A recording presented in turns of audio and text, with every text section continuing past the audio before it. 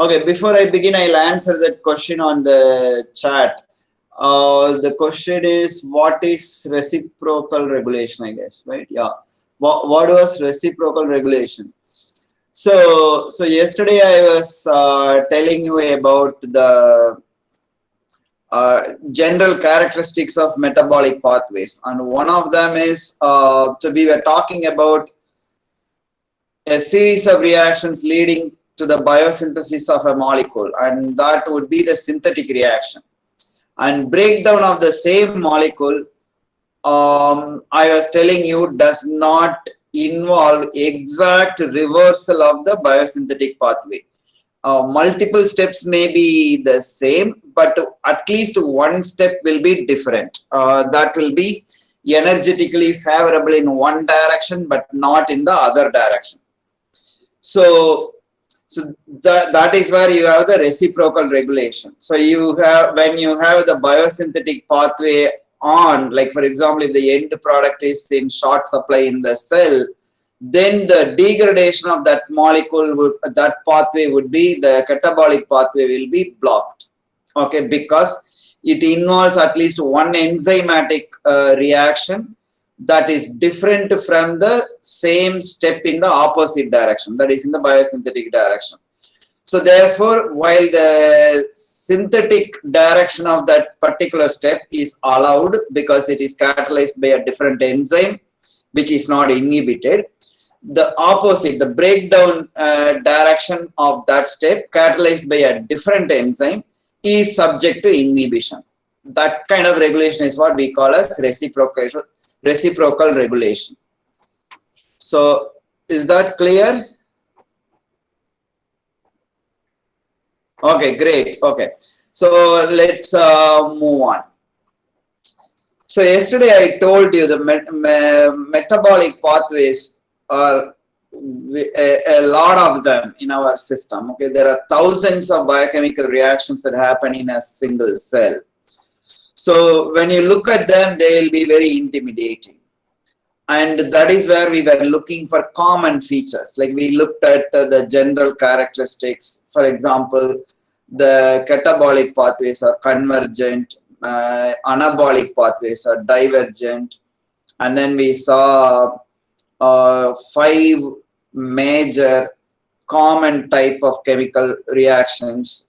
So we saw oxidation, reduction, carbon-carbon bond formation or breakdown, like aldol condensation, then isomerization, rearrangement internally, and group transfer, free radical, and so on. So our focus is going to remain like this, common theme, emerging main point. And when we view from that angle, it's actually quite fascinating.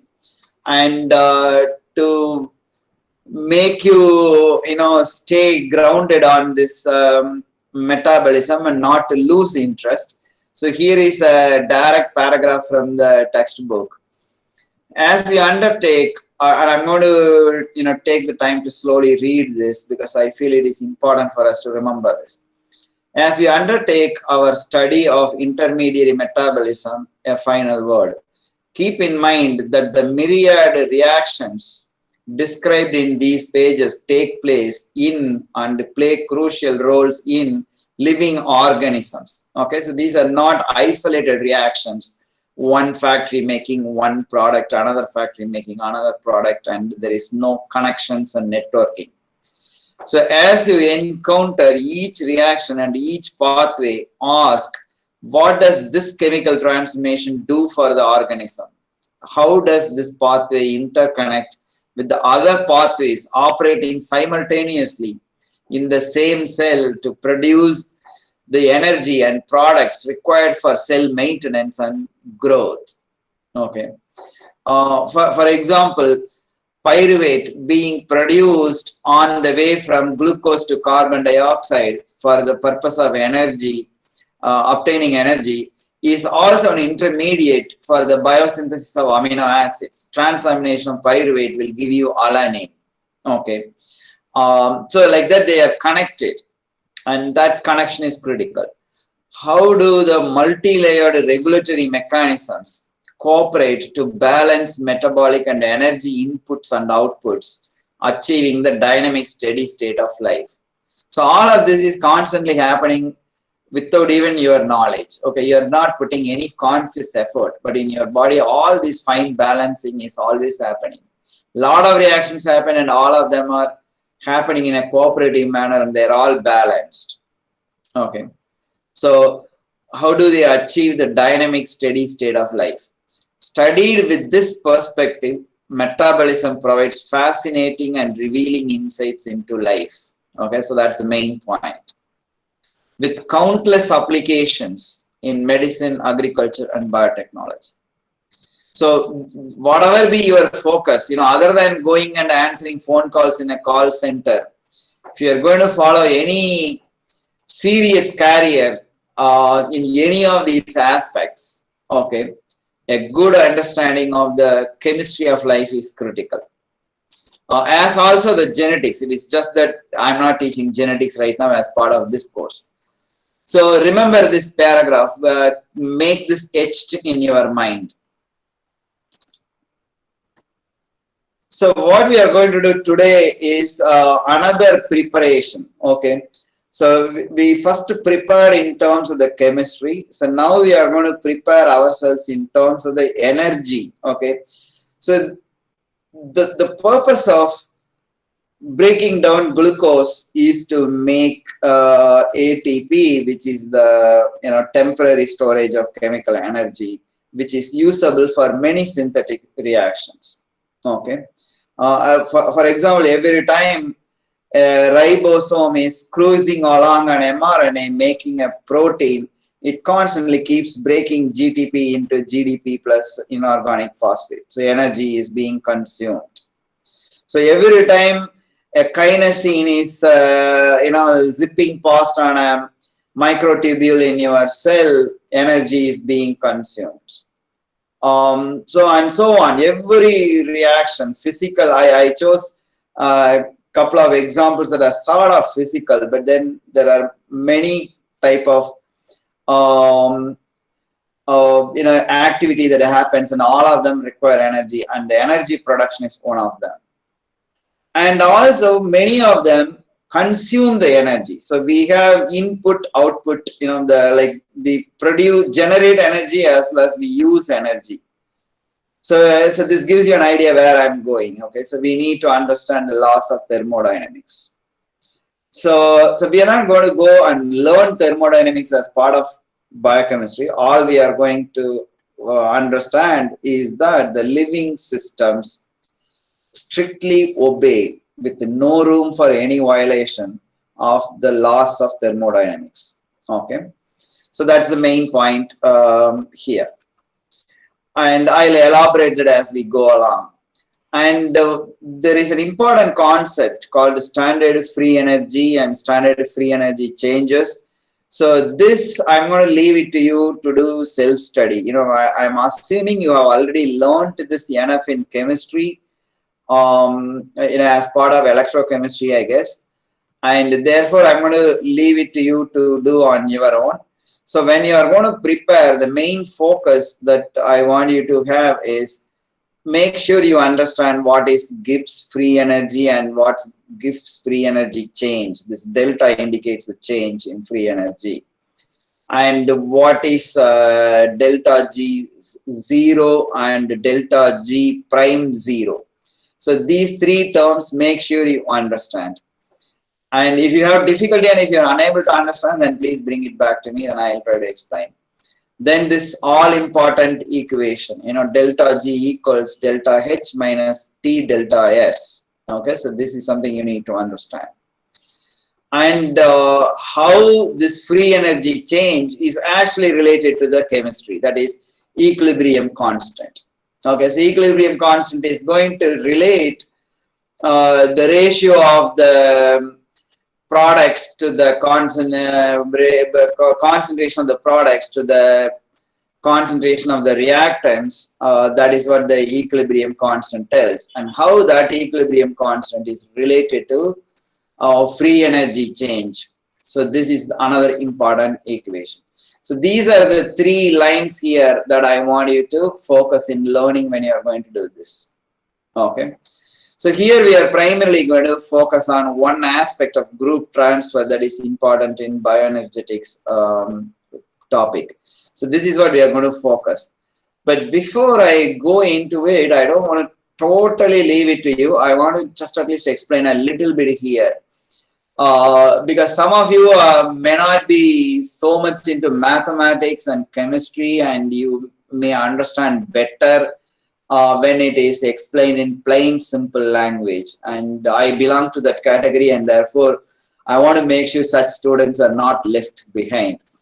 So let us try to understand here what is this energy and energy change from a chemistry perspective. Okay. So we have in our hands, what do we have? We have macromolecular structures as cells and tissues and organs. And we know we don't have a problem going from there to molecules like carbohydrates, lipids, and proteins, and we are familiar. So let us go to a molecule. Let's take glucose. So why is glucose having energy, and that can come out when it becomes carbon dioxide? Okay. So why is free fatty acids or triacylglycerol having more energy than glucose per mole? Okay. 1 mole of glucose versus 1 mole of palmitic acid, for example. Palmitic acid has nearly double that of glucose. So why?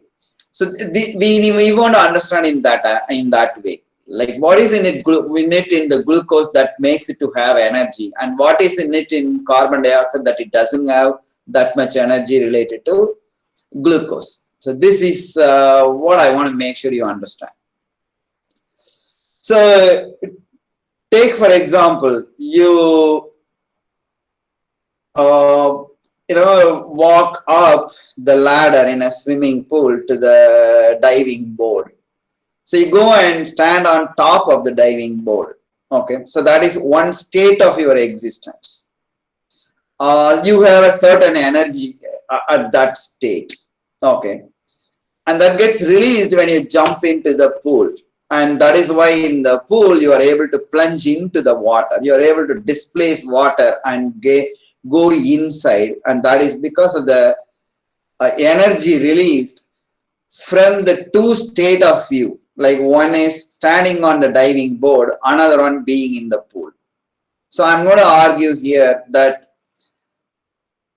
the state of your existence itself has energy. Like when you stand yourself on the diving board, you have a state where the energy content of the way you are is more than the energy content of you when you are in the pool. Okay, so there is a difference in the energy content between the 2. And the one where when you are on the diving board is higher than the one when you are in the pool. So therefore when you go from the diving board, that is higher energy state, to yourself in the pool, lower energy state, there is a difference between the 2, and that energy is what is delta G. Okay, in the simplest way. And that is the energy we call free energy, because that's the energy that is available for doing work. Here the work is you plunging into the water and the water getting displaced and you go into the water. If you really want to understand that energy doing some work, don't practice this, but try falling flat on the water, and the impact on your chest you will know. Okay, so don't do this ever, because depending on the height from which you are plunging, it could be fatal. Okay, you will die if you are sufficiently falling from a height. So there is a work that is being done, and for that work energy is required, and that energy comes from the difference in the energy between the 2 states.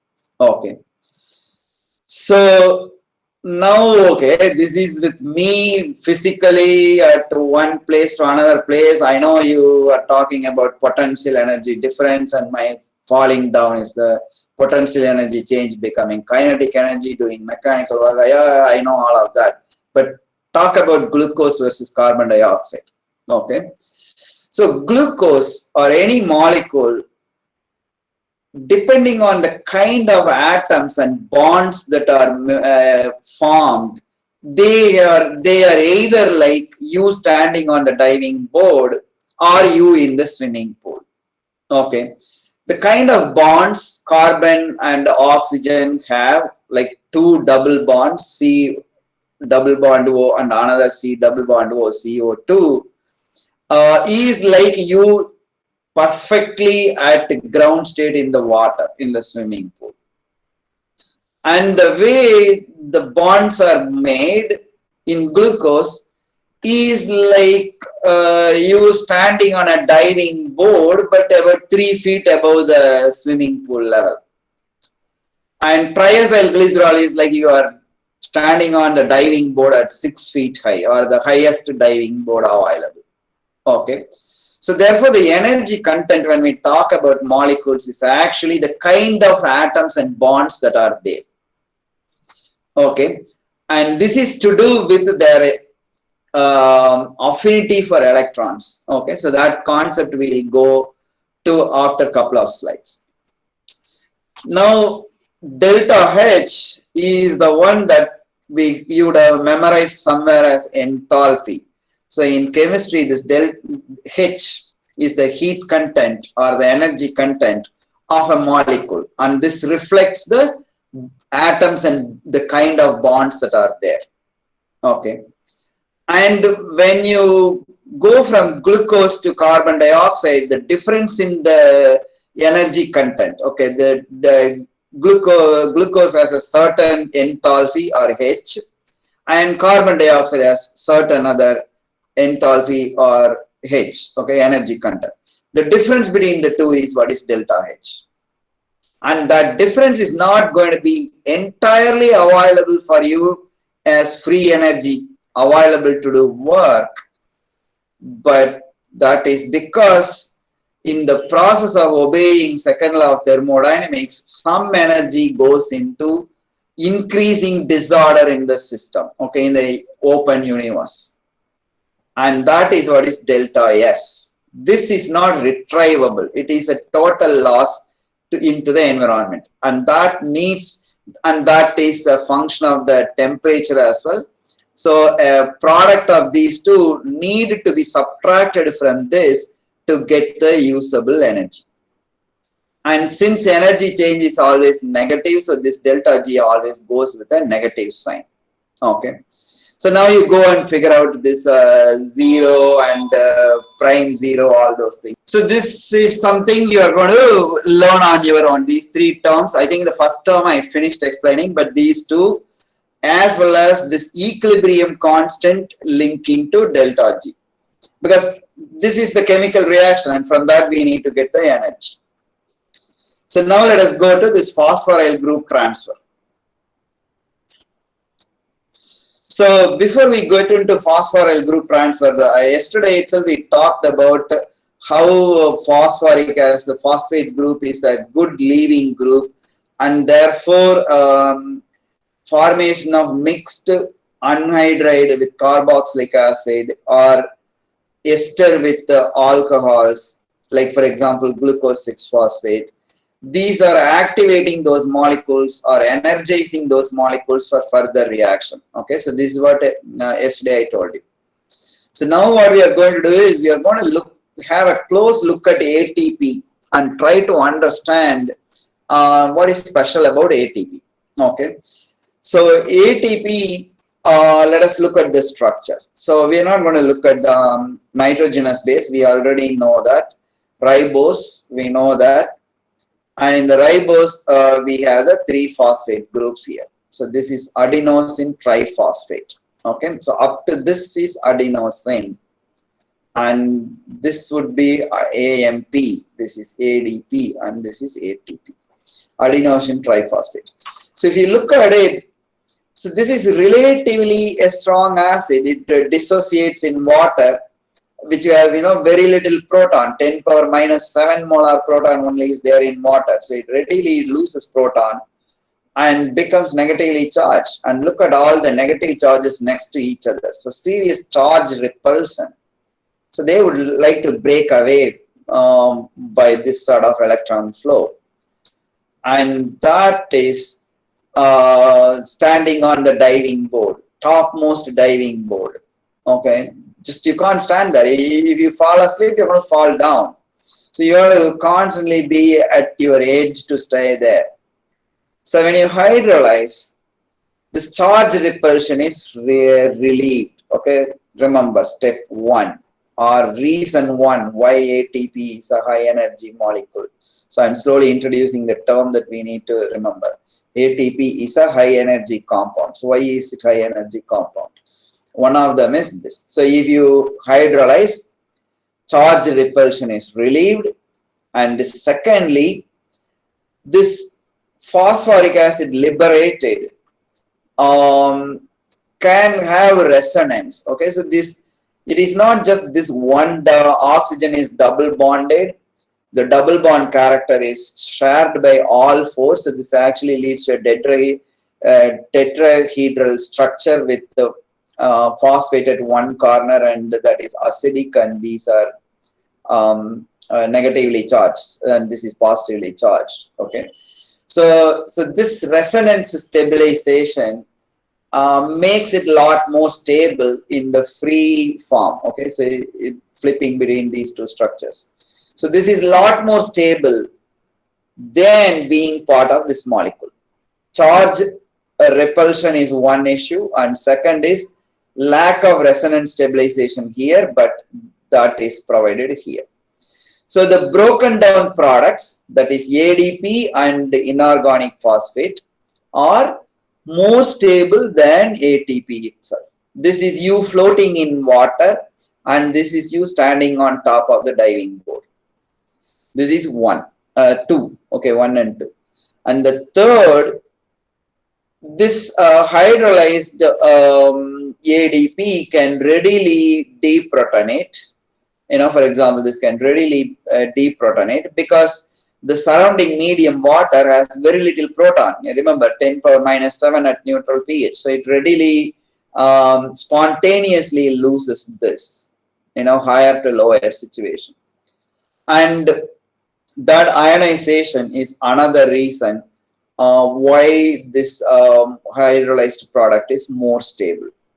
Charge repulsion, resonance stabilization, then ionization. So these are the three major reasons why the hydrolyzed products are more stable and therefore have a less enthalpy than the ATP molecule itself.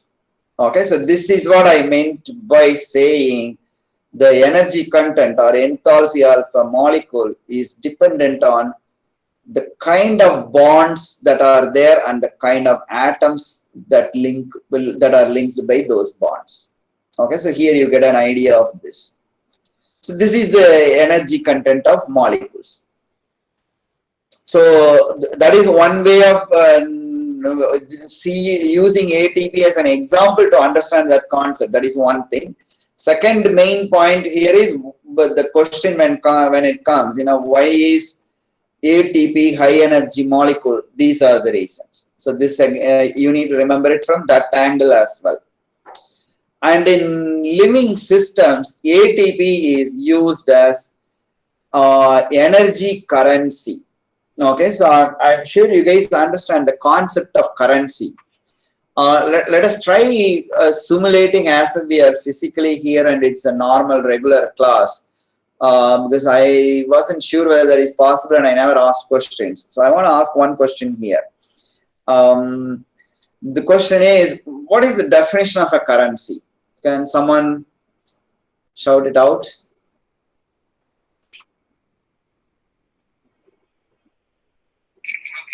Mode of exchange. Sorry?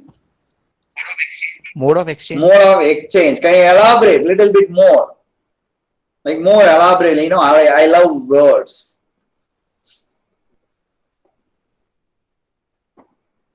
What do you mean by mode of exchange? Like, for example, I am a farmer growing tomato, and you are a weaver and you make clothes, and I give you tomato and buy clothes. So is that tomato currency and clothes currency? So there is mode of exchange there. So if you elaborate that, you're in the right direction. If you elaborate, or if someone else from there picks up and takes us forward, it'll be good. So I myself will answer. Okay. See, currency means something that we assign a value and we decided to trust on that as a mode of exchange. Okay. Okay, someone here typing mode of exchange of a common substance. Okay, the window closed. Just 1 second, I'll read that. Common substance assigned a value. Yes, yeah, yes, that is a further improvement on the original thing. So the main point is when you have the common thing that everyone trusts. Okay, the farmer trusts, the weaver trusts, the driver of the taxi trusts, and the banker trusts, lawyer, everyone accepts that as a unit of wealth or product of human labor, and you are able to use it as a currency. Okay, so all of us can use that. Like if I'm a grocery store owner, I can use 100 rupee note to go and buy some supplies to my shop. And if you are a textile merchant and you want to sell your clothes, and in return you want to go and buy food, and if the guy who sells food to you accepts currency, so therefore you are able to, when your customer gave 100 rupee note and that you gladly took it because the food seller will accept that and give you food. So you have that confidence. And that sort of a common thing that we use for exchange is what is a currency. So that is the job ATP does in our body. Okay. So ATP, everyone, meaning the biochemical pathway that makes triacylglycerol and tries to store in adipose tissue, or the mitochondria in the liver trying to break up glucose to get some energy so that some mechanical work can be done, or a ribosome translating and making a protein, or a biosynthetic pathway producing amino acids for this translation by ribosome. All of these different people, they all can use ATP. Or when the mitochondria in liver broke down glucose and into carbon dioxide, temporarily it makes ATP. Okay, it is like the textile store owner selling the clothes and getting rupees. Okay, rupees he can't eat, he can't buy, he can't consume it as medicine, but temporarily he gets that currency. Later he'll go to the vegetable shop and buy vegetables, okay, using that. That temporary storage ATP, so the glucose breakdown to carbon dioxide is not directly coupled, that energy released there is not directly coupled to the ribosome translating an mRNA into protein. Okay. Instead, the glucose breakdown to carbon dioxide ended up making ATP molecules. And the ribosome translating mRNA into protein uses this ATP for its energy needs. Okay. So this is the job ATP does. So this is why ATP is considered as the energy currency in the system. And that currency is really good currency for the reasons that we just discussed. Okay, I hope this is clear to you, because these are all really the core of biochemistry, and any person who is educated needs to know this, regardless of whether you're going to answer phones in OMR or you are actually going to manufacture drugs or discover new drugs or solve a new biological problem. Doesn't matter. But I feel any educated person should know this much about life. So do not ignore that. So we continue with our phosphoryl group transfer theme here. There are other molecules as well. It is not just ATP alone. that has that is a molecule standing on the top diving board. Okay, so there are others also. One of them is phosphoenol pyruvate. So this, you will learn this. Don't worry, this structure will become very simple and easy for you to remember when we go to glycolysis. This is an intermediate in glycolytic pathway.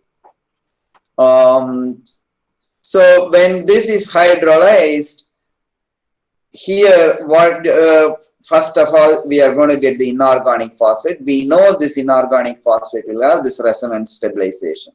Okay, that is going to be there every time from any molecule this phosphate is hydrolyzed. So the product is more stable. At least one of the products is more stable. Here what we are going to do is we are going to focus attention on the other one. The other one is going to have this ketoenol tautomerism. Okay, so you can have this double bond flipping between these two, and that is a more stable structure than being like this. So that is how PEP is a high energy compound. So in all of this you see the negative sign, and delta G as kilojoules per mole. So you know how many molecules and therefore how many joules we get energy out of this. Sometimes calorie is also used, so that is also acceptable, although standard is joules. And another one, so this is also an intermediate of glycolysis. This is an EOD intermediate. Okay, glucose 6-phosphate, fructose 6-phosphate. Yesterday we saw glucose 6-phosphate becoming fructose 6-phosphate. The bond rearrangement there, and then it gets hydrolyzed to triosis, the glycerol 3-phosphate and dihydroxyacetone phosphate, and they later get phosphorylated again to make this 1,3-bisphosphoglycerate. So every step of this I am just telling it to say that it is part of a sequence, but the actual sequence we will be learning. Okay, don't worry that from the little I said now you need to learn that. So we will learn that in detail later. So this 1,3-bisphosphoglycerate, if you look at it, so this is again a high energy molecule. When you hydrolyze, again resonance stabilization of the inorganic phosphate is one thing, and second, here you have the same resonance stabilization. So therefore the products are more stable, meaning less enthalpy or less heat content in their bonds than the substrate, the starting reactant. And one more example, okay, phosphocreatine. So we won't be learning about creatine metabolism in an introductory class, but this is one of the well-known high energy molecule, especially plays an important role in our cardiac muscles, the heart cells. So here again, this hydrolysis, resonance stabilization of inorganic phosphate, and then here again, similar resonance stabilization. Okay. So in all these cases, this I was telling you every time that this is understood to be part of the thing. Now, this is all about the phosphoric acid, okay, phosphoesters. And did we have any anhydride here? I don't think we saw any anhydride. Oh, yeah, this is anhydride. Glycerate, you know, this is carboxylic acid. So we saw a mixed anhydride and then esters, phosphoesters. Now, here is an example of a non-phosphorus molecule, phosphate containing molecule. This is a thioester, okay, SH in ester linkage with this carboxylic acid. And here again, hydrolysis leads to stabilization by this resonance structure shown here. And therefore, the product is more stable than the reactant. And in thioesters, there is an interesting feature that we want to consider here. If you look at an oxygen ester, okay, carboxylic acid with ROH, let's assume this is glucose and this is acetic acid, okay. So here, now when you hydrolyze, you get ROH, and this structure here can have a resonance stabilization in the reactant itself. Okay. So as a result, it is somebody standing on the 3 feet diving board. Okay. So because this is somewhat stable compared to thioester, where that kind of a resonance stabilization is not possible. Therefore, this is somebody standing on a 6 feet diving board. Okay. So therefore, thioesters have more energy, more enthalpy in them than the oxygen esters. So when you hydrolyze a thioester, you get a lot more delta G. Okay. So I hope this was clear. The importance of thioesters when compared to oxygen esters in terms of enthalpy. So now, okay, fine. We understand ATP is unit energy currency, and this is the way reactions share the energy among themselves. The producer and consumer, they couple via ATP. And is it that I hydrolyze ATP and the energy is released into the environment, and from the environment the molecules capture it? No, that's not going to be that efficient. So the way ATP participates and the way the energy from ATP is utilized is by coupling the reactions. Okay. So what do I mean by coupling? That is shown here. Like for example, glutamate forming glutamine. See, this is the first step in nitrogen fixation after the bacteria convert nitrogen into ammonia. You know, remember in the nitrogen cycle, I told you about this. Nitrogen is inert triple bonded structure, and our enzymes can't use them to make the amino group of amino acids or incorporate the nitrogen in making the nitrogenous bases of nucleotides. So instead, we need them already reduced and available in the biomolecules in terms of amino groups or nitrates or nitrites. And the first step is the plant cells do this. The ammonia produced by bacteria is used to make this amide group, glutamate to glutamine. And that requires energy. Okay, so these are more stable than this. So therefore, here it is an endothermic reaction. It is going to, or endergonic reaction. It consumes energy. And that energy comes from the hydrolysis of ATP to ADP plus PI. Here the products are more stable than the reactant. And if you look at the energy content, the final one is energetically favorable. This has gained energy and has gone up the diving board, but then these are more at a ground state, and therefore overall these have less energy content than this. Okay, and that's why this reaction can happen.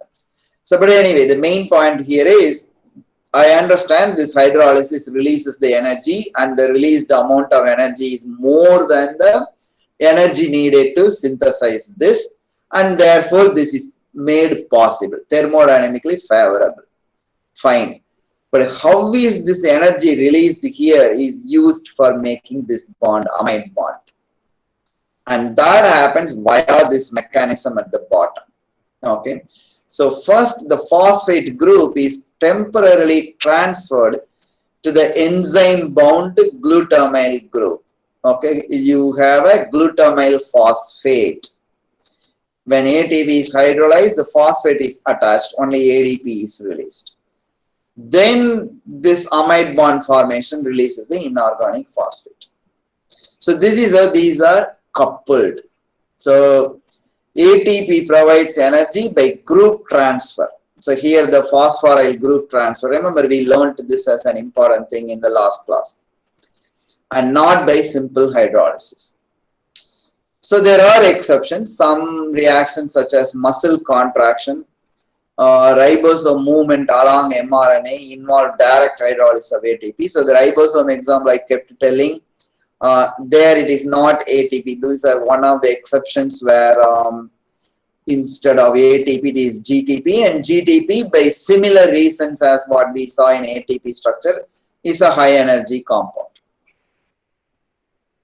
So this is an important point I want you to remember. ATP provides energy by group transfer and not by simple hydrolysis.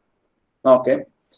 So for example, when we cook food, you have the vessel on top of the cooker and then you turn on the stove, and a whole lot of heat that is obtained by released by burning the gas is lost into heating the surrounding atmosphere. Okay, instead if the entire heat can be transferred directly into the water in the vessel, you would really more efficiently use it.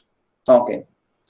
But the gas stove and the way you cook is a whole lot more efficient than burning charcoal or firewood or coal. So there you will release a lot more into the atmosphere.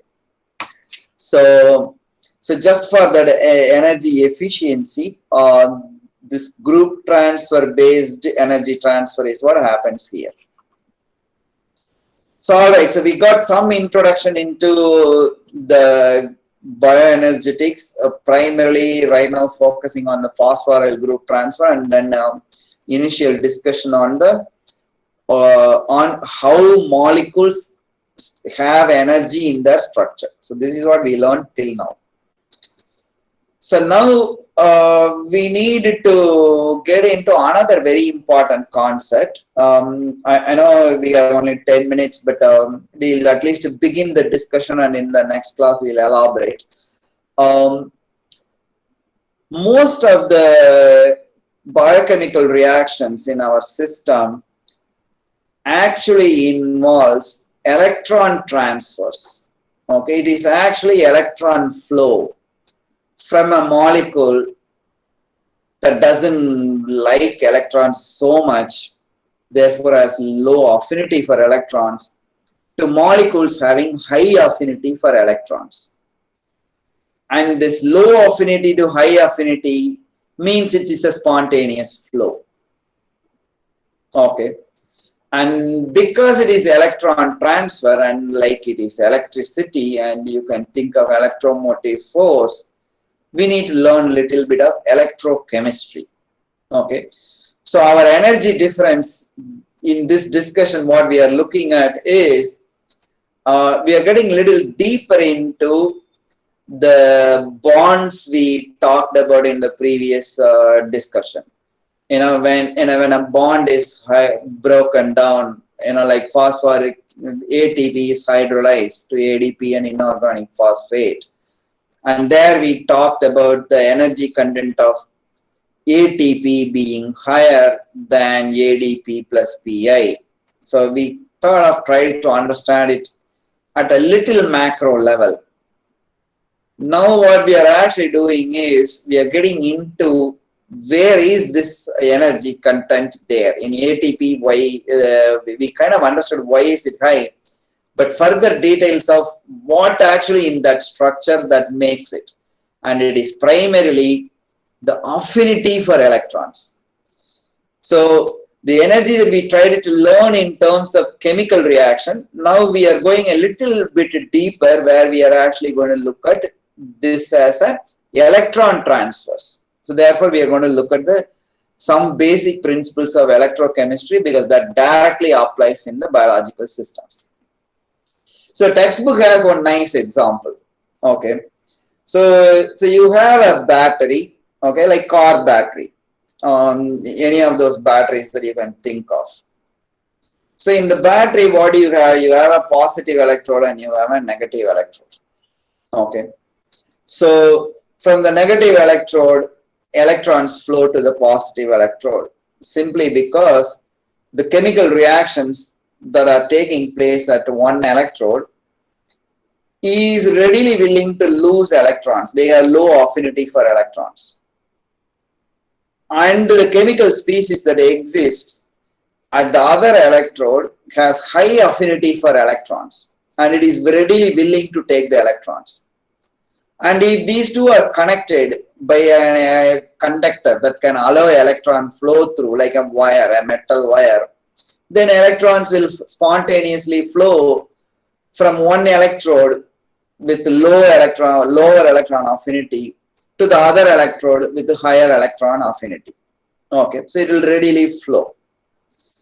And when it flows, the force generated is equal to the difference between the two in terms of the electron affinity. And that is what you call as electromotive force. So that is the force that is directly determined by the difference between the electron affinity of the two electrodes here. Okay. And the difference between the two electron affinity, the affinity for the electrons generates a force, and that is what we call as electromotive force. So if there is force, then I can use it to make some work. That's possible if you connect in the circuit, instead of directly connecting the wire from one electrode to the another electrode. Let us say you connect to an electric motor, and from the motor then you connect back to the other electrode. So if it takes a detour via motor, then the motor rotates. The shaft in the motor rotates, and then you can connect that to a variety of things and get to work done by that motor. So the motor is basically energy transducer.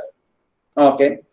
So from a waterfall, to give you another example, the potential energy change, water at a higher altitude to water at a lower altitude freely falling, has a force. That the potential energy difference there is kinetic energy available. If you put a turbine below, a water wheel, the water wheel will rotate by the force of the water that is falling. And the water wheel there, or the turbine there, is an energy transducer. This is exactly what happens in our cells. So electrons flow from molecules that have low affinity for electrons to molecules that have high affinity for electrons. Example, glucose to oxygen. Okay, so oxygen at the end becomes carbon dioxide. And when the electrons flow in this, our body has a series of transducers. At each time, the electron is allowed not to fall deep, some 200 feet waterfall. Instead, it is allowed to fall 10 feet so that a certain water mill, which will run a certain machine that you want to use mechanical work, only that much energy is needed, and therefore you don't want the water to crash down 200 feet. Instead, 10 feet increments, you allow it to fall down, and you have 20 water mills on the way. That is 20 transducers and 20 mechanical works you get done. Okay. Like for example, if I only want to have one, this compact fluorescence lamp in my office, I don't need to explode an atom bomb to get that energy. Okay. I will only need a little bit, and the rest of it will destroy everything around. And this incremental steps and transducers is how our system works. One glucose to one 6 carbon dioxide molecule is like exploding an atom bomb. Instead, when you go in increments and at every step you have a transducer, you can get multiple things done. And that is how our system works. So that is how the biological oxidation reduction reactions happen. Here, oxidation meaning you you lose electrons, and reduction you gain electrons. Oxygen gets reduced to carbon dioxide. Glucose gets oxidized to carbon dioxide. Okay, so these are therefore coupled. When one loses an electron, it is not an isolated losing electron. Another one gains the electron. So these are coupled, and that is where we are going to use the word redox in the next class. Okay. So So this is a central feature of metabolism, electron transfer in oxidation reduction reactions. So you already know this: oxidation, loss of electron, reduction, gaining electron. Then flow of electron in this is responsible for the work. And electron carriers are the temporary molecules that take up electrons, and these are the ones that create those incremental steps, making multiple transducers possible. So we will have a good discussion, 4 or 5 slides discussion, appreciating the beauty of the structures of these electron carriers later.